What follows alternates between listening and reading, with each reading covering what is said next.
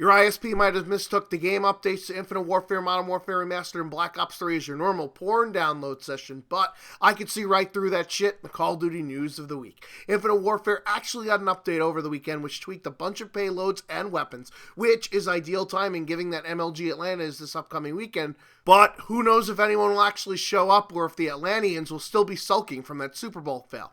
Anyways, nerfs were handed out to Phase Shift, Rewind, Overdrive, and Pulsar to increase the cooldown times because these abilities were being used more often than the race card at a Black Lives Matter protest. Nerfs were also handed out to Reactive Armor, Active Camo, and the Pulsar duration to be as short as your wanking sessions, along with an additional nerf to the Reactive Armor health decrease from 133 HP to 116 HP, which basically means one extra hit for the no recoil melt machines.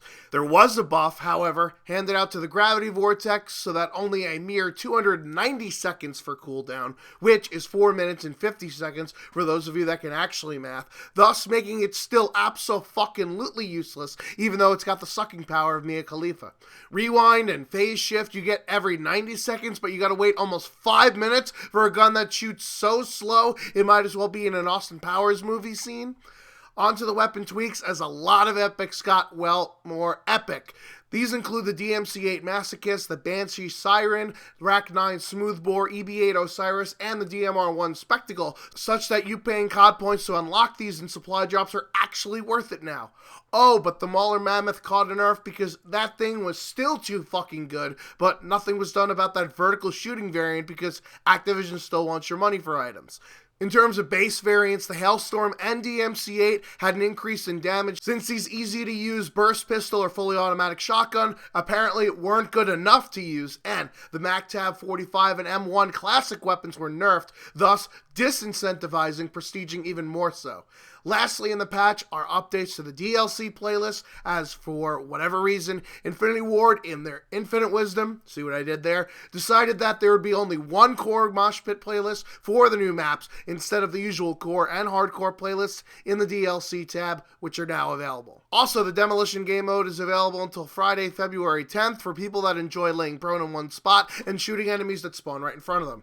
You could say I told you so in the comments section for the recent patch to Modern Warfare Remastered, that introduced 3 new ranged weapons, the Kamkacha 12, fully automatic shotgun, even more newbie than the M1014, the XM-LAR, which is now better than every other assault rifle that isn't the OPM-16, and the 44 Magnum because apparently a Deagle isn't good enough for a revolver. There's also plenty of new weapon kits, camos, calling cards, emblems, and reticles, thus making you even more likely to spend COD points to get the shit that you actually want, although it is important to point out that all of this shit can be crafted, so get ready to grind like Alice in Chains. The patch also fixed some issues including spawn improvements and the sniper collateral fix that twirly ballerinas will enjoy proving a developer wrong about something with constructive feedback instead of tweeting death threats. See how it's done, folks? But none of it matters anymore that there's random new weapons in a remaster because the game's fucking ruined.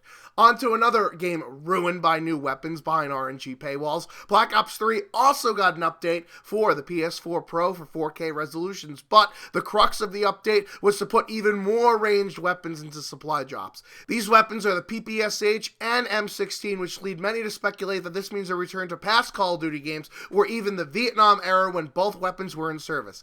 However, this disregards all of the other anachronistic weapons that were already in Black Ops 3 supply drops and also present in Advanced Warfare supply drops, yet the next titles are also futuristic space boost jumpy affairs. You know, logic and all that bullshit. There's also new items to play dress up with if you're into that sort of thing. Anyways, that's going to do it for the plethora of patches. I've been the Schwantz27, out like my voice. Until next time.